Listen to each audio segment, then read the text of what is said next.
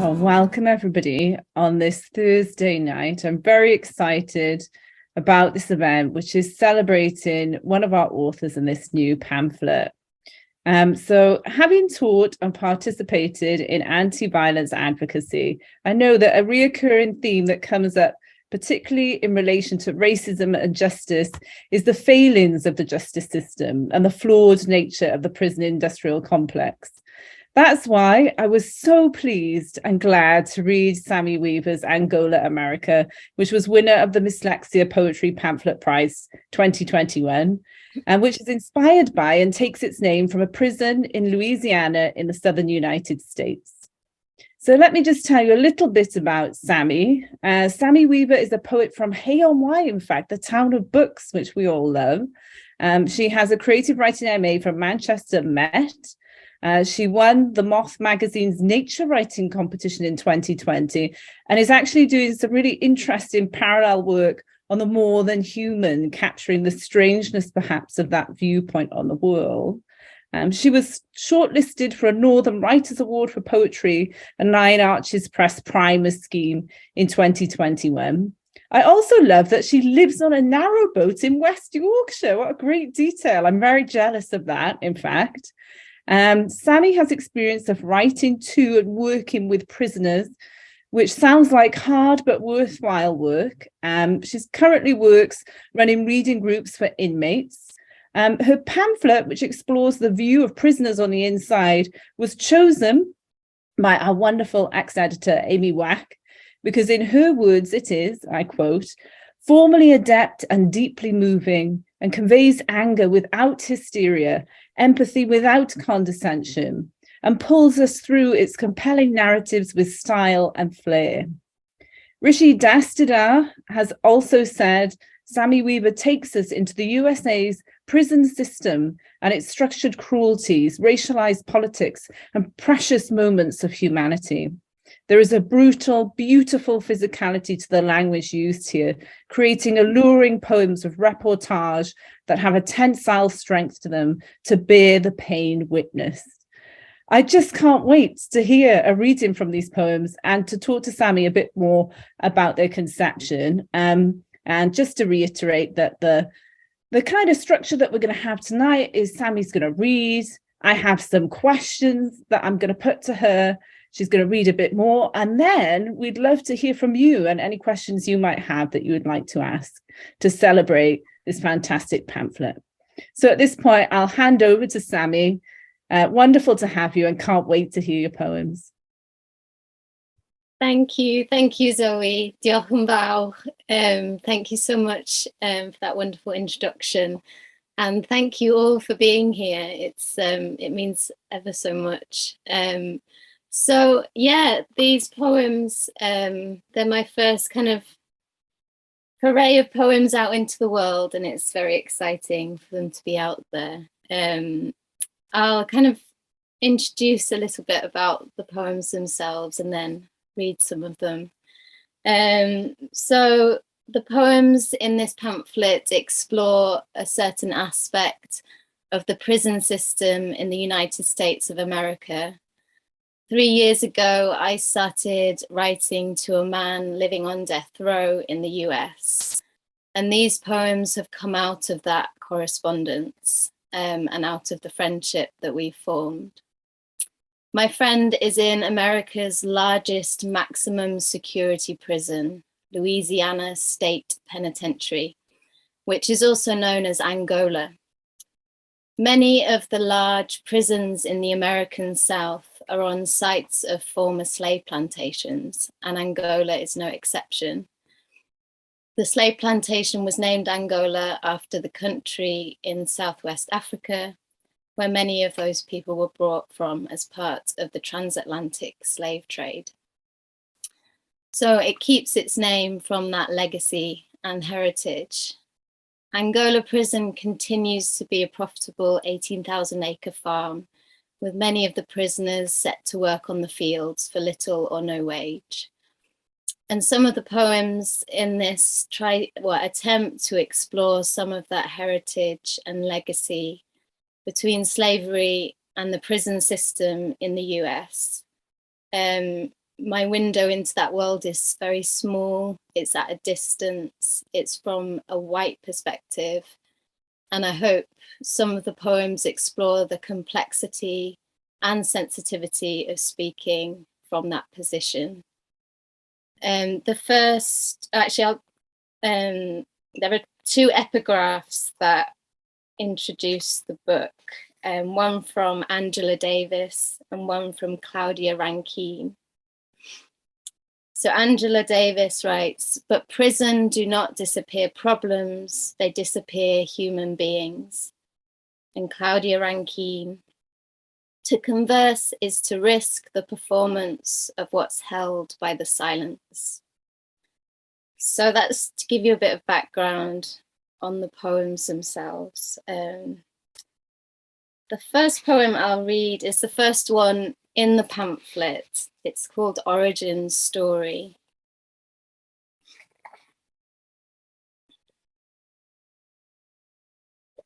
With a flint blade, he incised a dozen cruciforms in his own torso, smudged into each cut a pigment of charcoal and soot, almandine and quartz to ensure each cross glistened. Epidermis long rotted, what is left is this map in the connective tissue of the pain and losses, a scripture unchanged through millennia of change. Still down the back streets of Baton Rouge, boys sit in rows, under their eyes the stitch and whine of guns etching droplets in ink.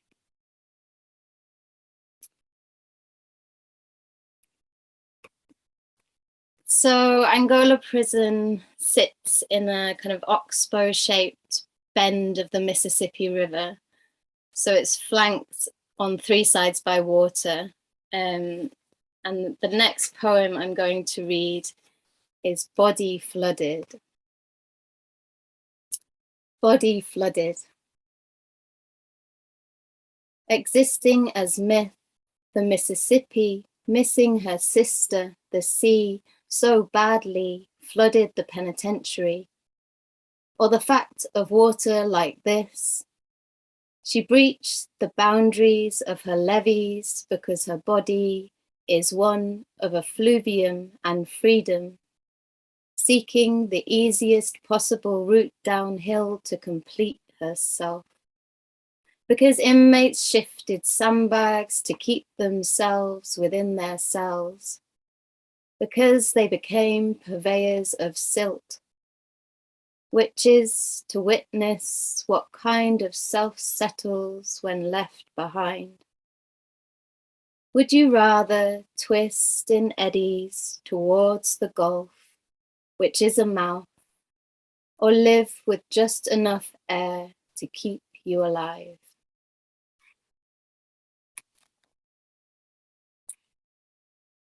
The next poem I'm going to read explores something my friend told me about. So whilst he's been on death row, he's been there since 2008, and he's in that time he's done various courses and training programs, one of which was a first aid course. So he was learning to do CPR and give first aid and give life whilst being on death row.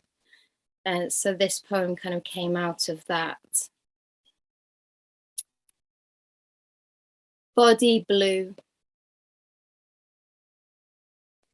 Your brother on death row is learning to blow his breath into the mouth of a mannequin.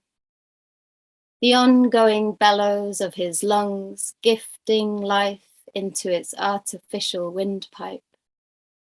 His palms enact the non-existent heart by pressing onto its rubber chest.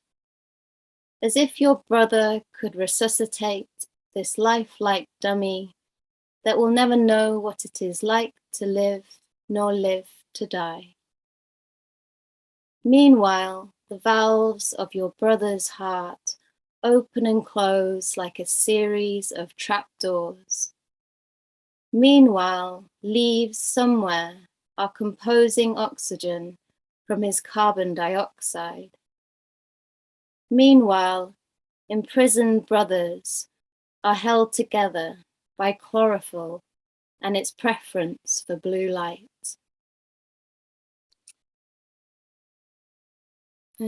So this is my third reading of this from this pamphlet, so it's very exciting. The first two were in person, and it's always a bit different online, isn't it? So the next poem I'm going to read is, it's about one of our first attempts at communicating with each other. So because of the nature of the prison and all the security around posts and emails and phone calls, a lot of them are monitored, or, you know, post that you send is kind of opened and looked through and stamped and by the prison staff. So the nature of communication is quite precarious. It feels quite precarious at times, kind of a mix of personal and impersonal, close and distanced, all in one. So this poem is about that kind of, that nature of correspondence. Correspondence, letter. Do you remember the first letter you sent, addressed dear stranger, friend? The first thing I noticed was the loops and hooks of your handwriting, each eye dotted with a little moon. Each word flattening at its base, as if, like my grandmother, you held a ruler as you wrote to keep the lines from drifting off the page. Under your name, DR 561438. And the first thing you asked, why wish to make a friend of a man on death row? The first letter I sent never reached you. Perhaps it is still soaring above the blue bars of Mother Atlantic, or perhaps it is lost in the prison's post room, or got tossed in the trash, my words leaching in the Louisiana rain.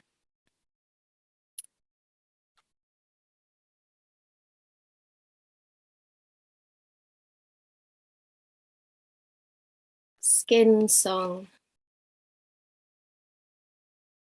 Suppose the skin resists by shedding every 6 weeks. Oblivious, you slough off the old self, the tiny petals of dead cells, confetti on the floor of your cell. Suppose under a microscope the structure of skin resembles a wall of bricks, the surface layers burnt paper, curled and crimped.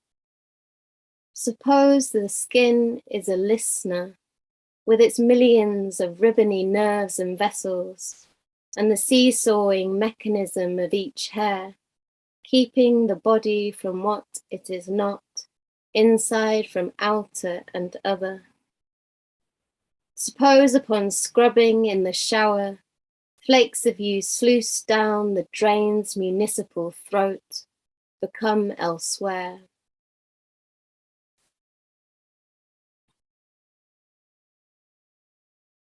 So Angola prison, it's huge. There's over 6,000 prisoners there. There's over 1,000 staff working there. So it's a massive kind of society. Well, a small society within the wider society that's hidden away, and all sorts of things go on there as part of that prison society. One of the things that goes on there is a rodeo, which it's open to the public to attend, and it's known as the wildest show in the South. So yeah, so inmates, prisoners kind of taking the most risks receive the biggest cash prizes. And it's the US, it's America's longest running prison rodeo. So anti-ode to Angola rodeo. Men dressed as miniature zebras bolt from their cages into the dust bowl of the prison coliseum, into the ritual of cowboy and steer. Thunder of whoop and cheer as three lifers herd together, throwing their ropes into the air to lasso the bodied tornado of a bull. Muscles of shoulders swelling as water brought to a rolling boil. One lifer clings onto a bronco, kicks in the rowels of his spurs, making the horse buck and toss him like a tiddlywink to the mud. The guts and glory of convict poker, to pluck a chip from between the horns of a charging bull. For to be gored is to be both honor and disgrace, to be both man and beast, broken boned and returned to their cages. I think that's me for the first half. Thank you so much. And it's wonderful to hear these poems read out loud.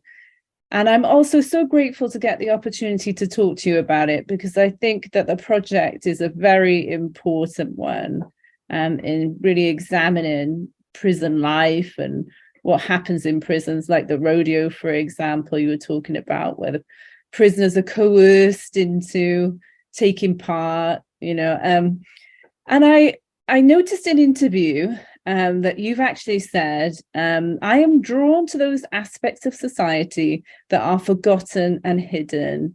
And I thought, wow, that's a really interesting statement in relation to this pamphlet. And I wondered if this was what drew you to writing about prisoners, for example, on death row. Yeah, it's a really good question.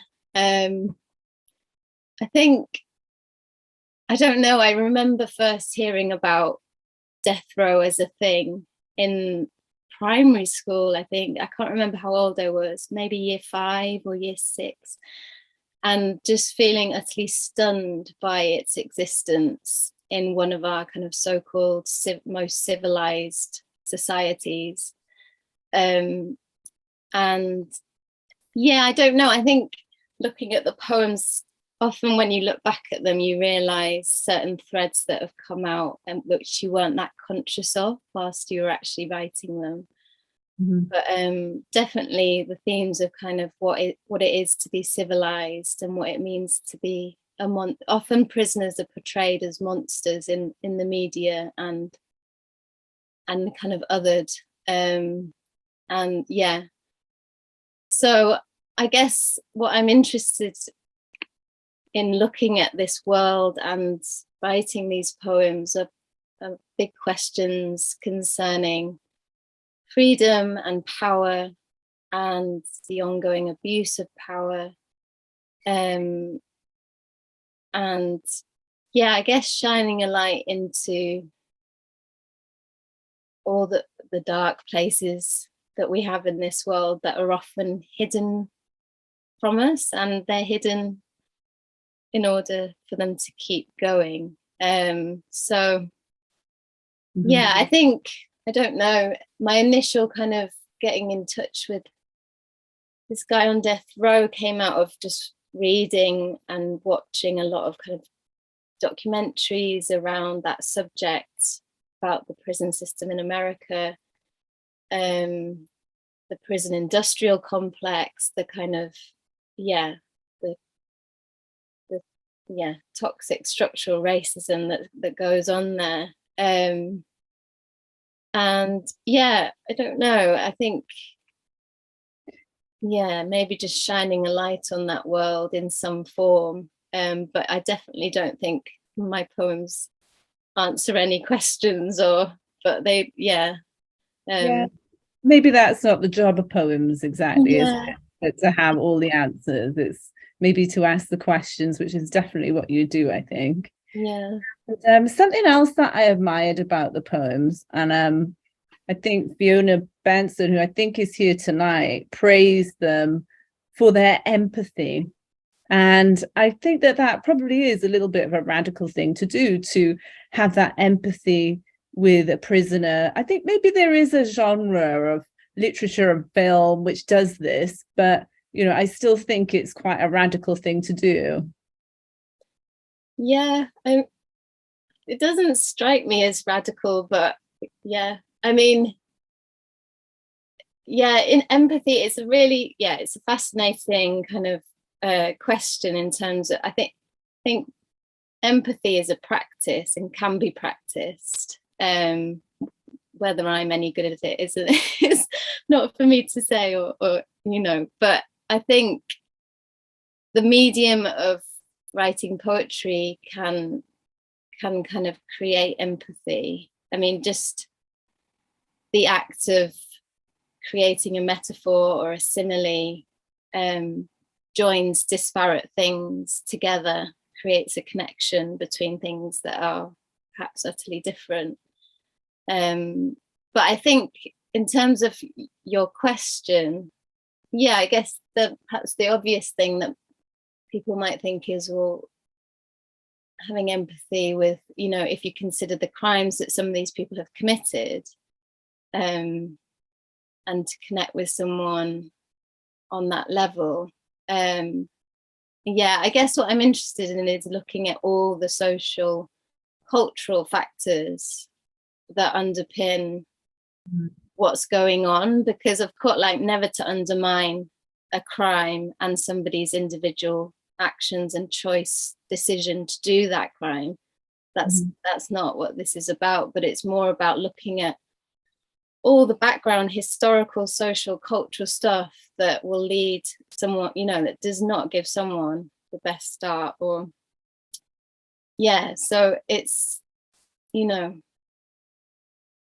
it's the empathy question. I grappled with it a lot. I think one of the main things in terms of, like, I guess the ethics of writing about this subject matter, and being very kind of transparent about my position.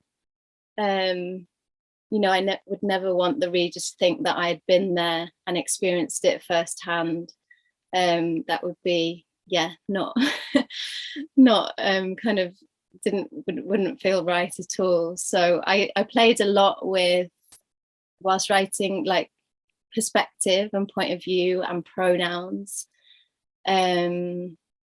Will Harris, the poet Will Harris, has a fascinating essay called The Ethics of Perspective, which looks into those kind of ethical questions of, should I be writing from a we perspective, or a you, or an I, and what are the implications of that kind of change in perspective? Yeah, I think what I hadn't realized until I read back through a lot of them are kind of from the you, second person perspective, and the I isn't in there that much, but the I is always in there in some form. There's always an implicated me, self, I, whoever that is that's writing the poems, and that I is always informed by, my background, my race, my class, my history. So I think, yeah, in terms of empathy, I thought a lot about, I don't know, authenticity and the ethics of writing about this world. Yeah. But there was something else I wanted to ask you about, because I do feel like the poetic forms used, are a really important part of this pamphlet as well. And I was really intrigued, for example, by your use of slashes, which is something that I really like how poets use that. Like, for example, Natalie Diaz, it's kind of to express trauma. I wondered what was happening with that. There are kind of versions of sonnets and couplets and poems in 2 columns. And I wondered, how did you decide what form was right for a poem and why these particular forms? Yeah, so they've been, I think Amy Wack, who judged who kind of chose them to be published, she described them as proto-sonnets, which I liked. Somebody else recently described them as sort of sonnets, which I also like. So I wanted to I was quite conscious before, on setting out and writing these poems, I wanted a repeated form. I wanted a repeated kind of limitation or constriction. And the sonnet, or something that looks like a sonnet, 14 lines, felt like an obvious choice. I think so. Terence Hayes, the American poet, is definitely an influence. His collection, American Sonnets for My Person, Future Assassin, is an amazing collection of poems that are all in sonnets, and in one of those sonnets he describes the American sonnet that is a part prison, part panic closet, and it just felt like when form and subject matter kind of come together in that kind of fizzy magic that happens. So the kind of box-like, cell-like form of the sonnet that also allows for, I guess, they're kind of sort of sonnets because I play so much with that form. So a lot, I'm playing with the lines, I'm fragmenting them. Definitely that you mentioned the forward slash I have in quite a couple of the poems. The forward slash, it kind of cuts the line midway. It's uncomfortable, it's fracturing.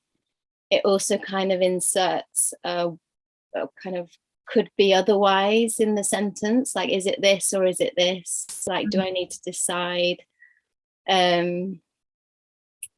So that the forward slash, it's also kind of quite, just how it looks is pretty, I don't know, it's almost like a thin blade in the mid line. So the first poem, Origin Story, which is obviously about someone kind of etching into their own skin, has the slashes in it as a kind of, like a cutting. And then I play with the kind of white space on the page. There's one poem about writing from my position as a white woman, writing about this world. And so I play a lot with the kind of white space, and the kind of white space is almost like a silence that's pressing up against the poem.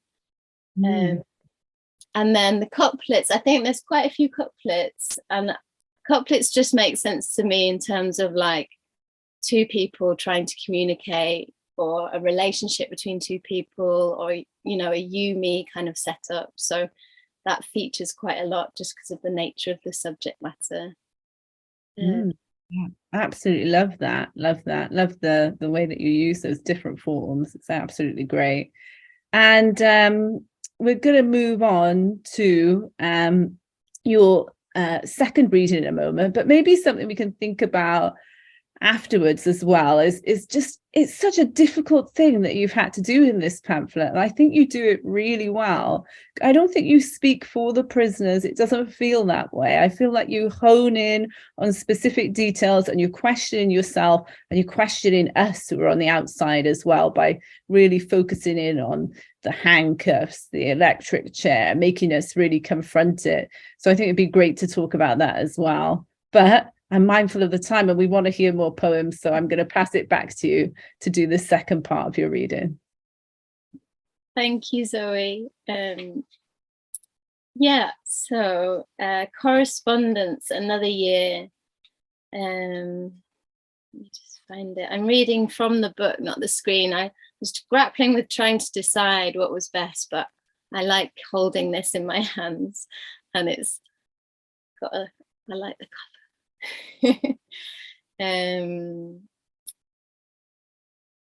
Correspondence, Another Year.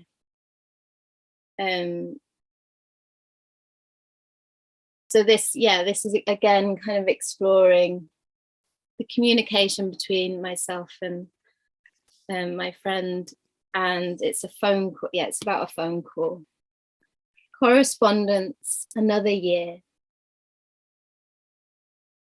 The grey static of the dashboard ignites into a ringtone, ignites into a woman's voice, pale, polite as a white picket fence in the still of morning. Hello, this is a free call from an incarcerated individual at Louisiana State Penitentiary. This call is not private and may be monitored. You may start the conversation now.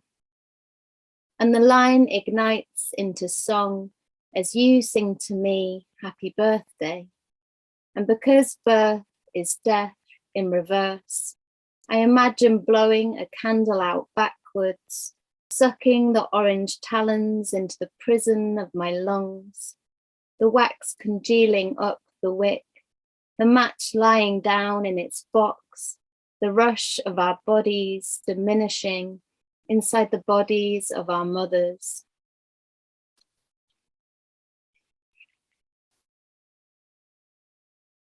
Measure.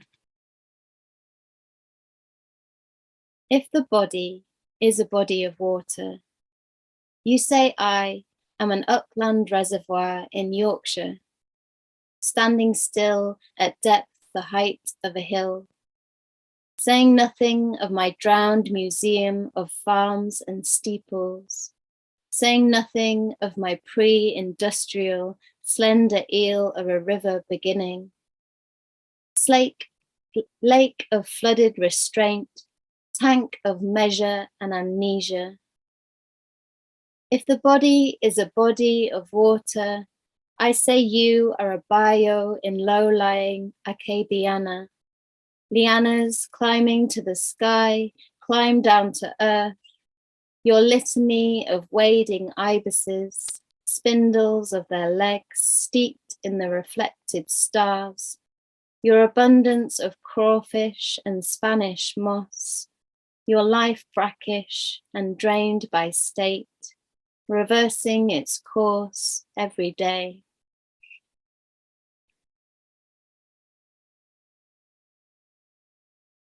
So one of the things that's in this prison, along with all the other things, is a museum, which you can imagine has all sorts of objects in it from this prison's history. One of those things is an electric chair. Exhibit, electric chair. She still holds the grain of the tree that made her, and the name they gave her, gruesome Gertie, sitting there in the museum like a chair sits, unassumingly, except she is rigged with leather at the legs and wrists. Which southern tree was she? A swamp cypress with her root buttress submerged in the slow mirror of the bio. Back when her phloem flowed with sap. Back when she spoke only pollen and symbols of the leaves to the wind. Now her oval knots have blinked open the varnish as if all the tension of living were translated in lignin, as if her many dead left her like the memory of emptiness.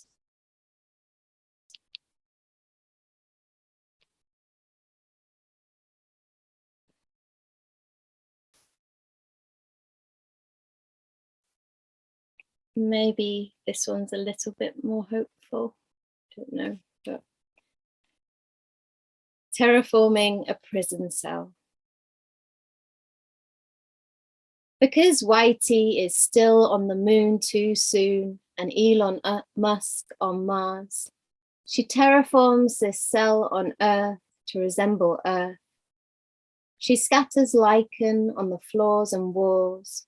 Their acid tongues rend the cement into soil to allow the web of mycelium below, the thought of fruiting bodies, of blooming spores.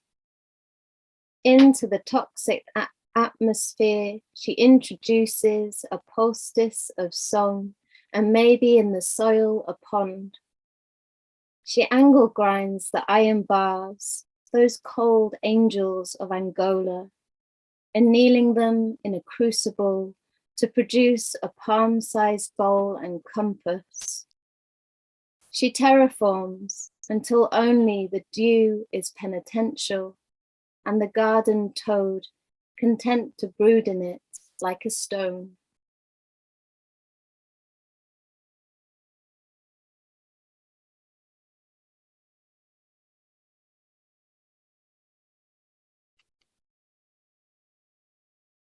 Brood X. The sky above his cell is full of cicadas, risen from their 17-year bunkers, resurrected from the darkness where they sucked the tree root syrup, growing into fat larvae. He cannot see them trying out their new bodies, their abdomens of ebony, the engine of their filigree wings. He cannot hear the hell-bent throttle of their song, each one singing above the swarm. They fly beyond the boundary fence where the guards with guns. They fly beyond the bend in the Mississippi River. All the while, he sits on his mattress, book in palm, reading the sentence over and over again.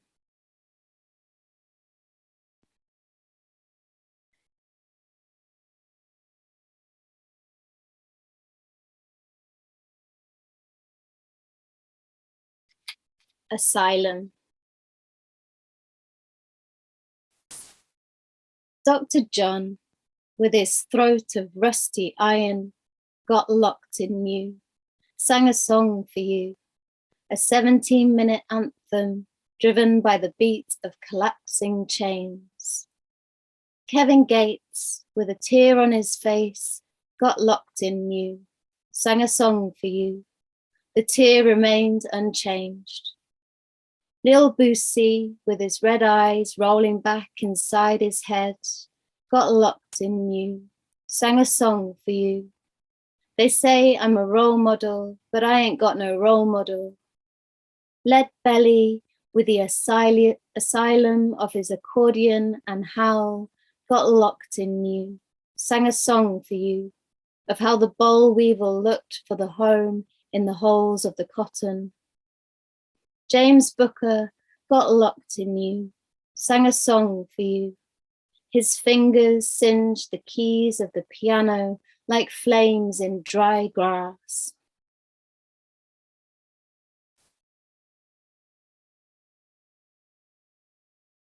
I think this is the final poem I'm going to read. So along with emailing, phone calls, letters, you can also send very short videos that 30 seconds long and no longer. And it's amazing how little and how much you can get into a 30-second video. And if you don't stop it before it gets 30 seconds, then it deletes. So you've got to be really on it. Correspondence, videogram. You sit in your cell, watching on repeat the 30-second slice of setting sun I sent. Through the small screen of your tablet, the sky reaches you pixelated, juddery squares of pink and orange. You press play again because your sun arcs below the horizon of your barred window. Because there is nothing more lonely than a window, except the drawing of a window on a windowless wall. You lie back, letting this relic of sunset flood your cell.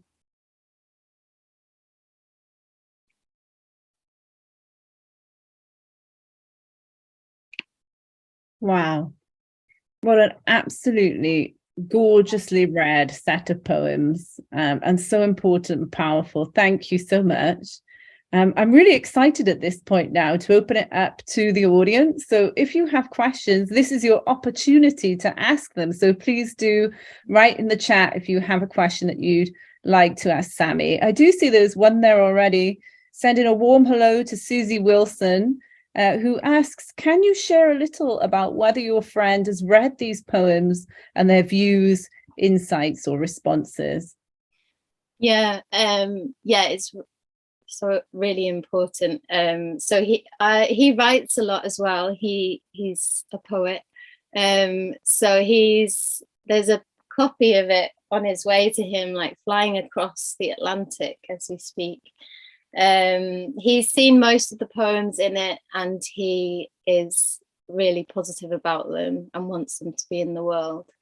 And he's a big thing was keeping which I didn't ever put any kind of identifying things about him in the book or the poems, which he was grateful of, because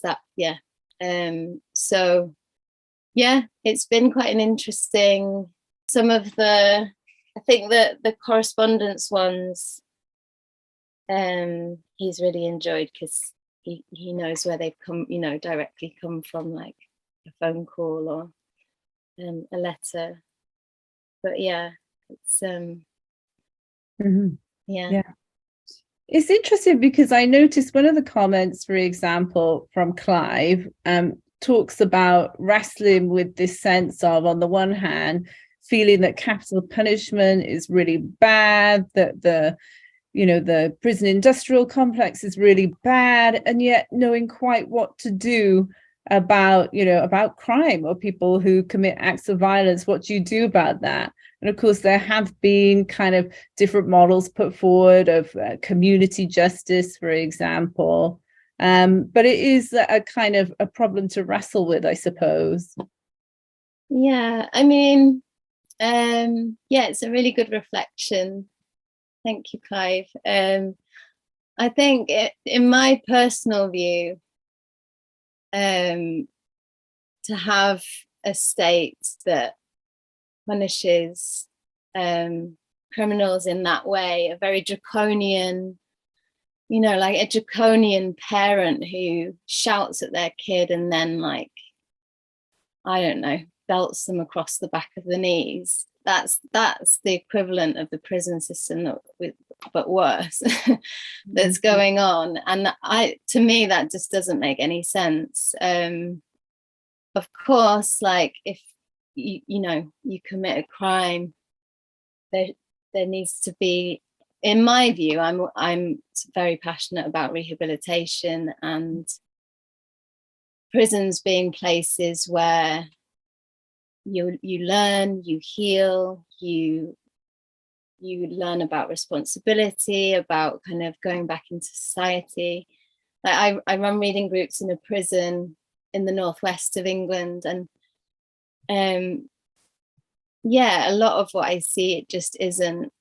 It's no wonder that when they they're not ready to be released, and when they go back out, they don't have any other options but to do all they know, which is, so it's, I don't know, I don't have the solutions, but I think looking at models, especially in Scandinavia, that the way they do prisons is so different to the UK, to the US. But it's never ever to undermine what, the destruction that a crime can do to victims, to family, friends and family of victims at all. But it's just looking at the wider cultural context, and within America especially, and it happens in the UK as well, it's unavoidable, the structural systemic racism going on there. That's, just the amount of time that a jury decides on someone's life sentence sometimes it's minutes long, and it's an all white jury, and the person getting the life sentence is a person of color, and there's a lot in there, isn't there? Yeah. Very much so, very much so. But we do have some more questions coming in now, and I want to get through as many of these as we can. So shout out to Lara and Becky, who are asking about the process and how it changed you of writing to this friend. And they say, as you got to know your friend, how did your views and therefore your poems change? Oh, very good question. Hi, Lara and Becky. That's my sister. How did my poems change, or my views? I think he's he's a really good friend to me. And I think the form of it, it's having a pen pal, which maybe some of us had when we were younger, but having a pen pal is such a wonderful thing. Like, yeah, it's just such a different friendship, because I guess you are doing it through like email, through letters, so there is, I guess you do show a certain side of yourself through that, don't you? There's a certain self that you're kind of, but yeah, in terms of my writing, I think a lot of my poems before this were very much in the kind of more than human world of like nature, and so it was quite a massive, in a way, although it didn't feel massive, but I think to people who knew my writing before, it was like, where have these come from? I'm putting myself in the poems more, but in a way that's felt right, I guess, my position. Yeah. And maybe following on from that, warm hello to Julie Ann Rowell, who says, do you think you might one day visit him? Yeah, we're talking about maybe me going over next year at some point. Yeah. Sounds great. Sounds great. Yeah. And more questions. Warm hello to Steve Ely, who says, are you minded to widen the correspondence to other cons on death row or elsewhere, and to continue writing on this type of content? Is this something that's going to endure, do you think, through your writing? Yeah, I think there are more poems in there on this subject, and specifically Angola, and I don't know whether I would, I mean, I'd be up for writing to other people. It's really just time, to be honest. And what I can manage at the moment with various jobs and all that. But yeah, definitely, it's a world something in me is drawn to prisons, to what we do with people who are kind of failed by society and make a massive mistake, and all that. So I can see it continuing, definitely.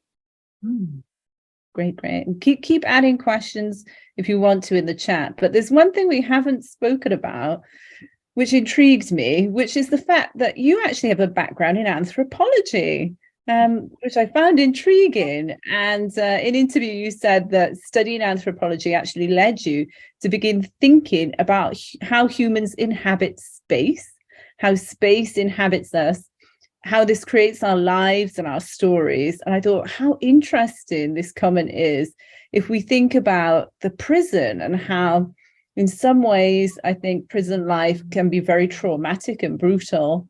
And then there are just the small indignities, like the poem where you describe like the bar of soap, which is so harsh, it's like it's not adequate just for like your everyday life. And I think you capture that space really well. So if you wanted to say anything about that, your anthropology background and the space of the prison, I'd love to hear that. Yeah. I studied anthropology a long time ago now, but I guess I don't know, in these poems, there's a lot about the body in them, and that they feel embodied, or like, I guess I was trying to